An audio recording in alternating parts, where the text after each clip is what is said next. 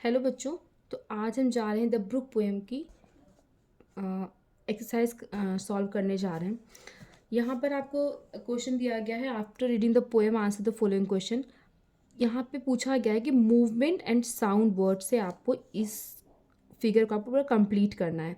तो जो भी आपको इस पोएम में जो भी आपको वर्ड्स मिलेंगे मूवमेंट और साउंड को लेकर के, मूवमेंट और मूवमेंट वर्ड्स सैली स्पार्कल, इन्होंने दो आपको एग्जाम्पल के तौर पे दे रखे हैं, बाकी आपको करना है। तो एक तो हरी हो गया, स्लिप हो गया, फ्लो हो गया, विंड हो गया, ट्रैवल हो गया, ये इतने वर्ड्स हैं मूवमेंट वर्ड्स हैं। साउंड वर्ड्स की बात करें, मूवमेंट वर्ड्स का होता है ना कि जो भी चलते हैं, चलने को लेकर जो भी वर्ड्स होते हैं वो मूवमेंट वर्ड्स हो गए। साउंड वर्ड्स हो गए जो किसी चीज़ की आवाज़ निकालते हैं ना, तो वो हो गया। जैसे कि हम कह सकते हैं ओनामोटा पोए। ओके, तो साउंड वर्ड्स में बाइकर उन्होंने एग्जाम्पल तौर पे दे रखा है चैटर, बैबल, फ्रेट, मर्मर।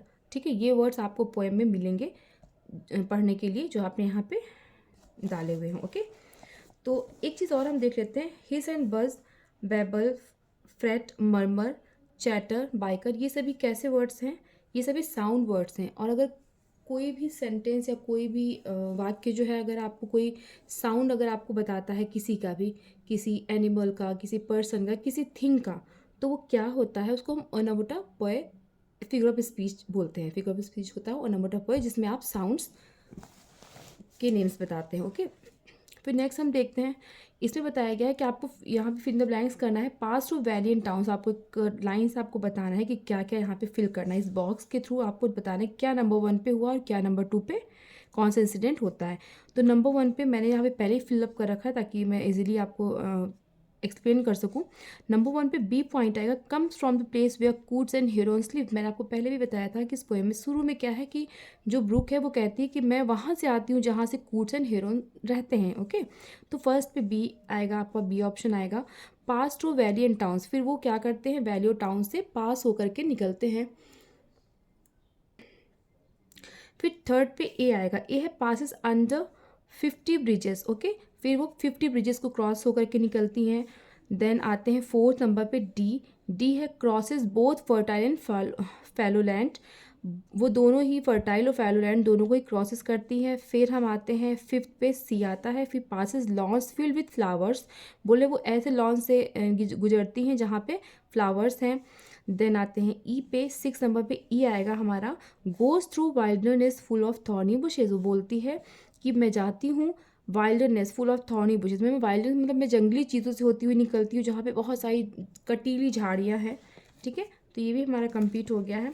फिर हम आगे देखते हैं, ये हमारे फिल इन द ब्लैंक्स हैं। पहले इसमें दिया गया, ये हमको पोएम के बेसिस पे ही हमें बताना है। बोले the message of the poem is that the life of a brook is eternal. Eternal इसमें बोला गया है, इस पोएम में बार बार जो क्या कहते हैं, जो ब्रुक है वो बार बार बोली, फॉर मेन में कम and men may go but I go on for ever, कि लोग आते हैं और जाते हैं पर मैं हमेशा ही रहती हूँ, मैं हमेशा हूँ, मैं एज अ कह सकते हैं हम, मैं अमर हूँ। तो यहाँ पे एटर्नल आएगा आपका। Okay, the poet draws a parallelism between the journey of the brook with the life of a man। यहाँ पे पैरलिज्म किया गया है ब्रुक की जर्नी को एक मैन की लाइफ से। ओके, डेथ ऑफ मैन नहीं होगा, डिफिकल्टीज ऑफ मैन लाइफ नहीं होगा, Indus talking of our human beings नहीं होगा, नो, ये केवल किया गया लाइफ ऑफ अ मैन। क्योंकि वो बार बोलती है ना कि मैं हंसती खेलती हूँ, मैं टकराती हूँ, मैं फिलिप के फार्म से हो करके जाती हूँ, तो ये सब एक जनरली ह्यूमन बींग ही कर सकते हैं। तो वो इसको यहाँ पे क्या करा जाएगा, the life of a man होगा। ओके, फिर है सी नंबर पे, in the poem the below mentioned lines suggested that and here and there a lusty trout and here and there a ग्रैलिंग।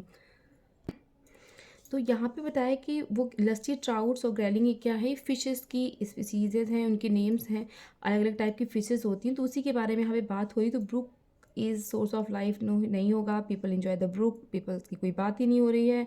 The brook witness kill all kind of scenes, brook witness है सभी type के scenes की, ठीक है हो सकता है but नहीं यहाँ पर, क्योंकि फिशेस की बात हुई तो यहाँ पे फिशेस वाला ऑप्शन सही होगा। Fishes survive because of water, वो कहती है कि मेरी वजह से फिशेस जो है वो सर्वाइव करती हैं।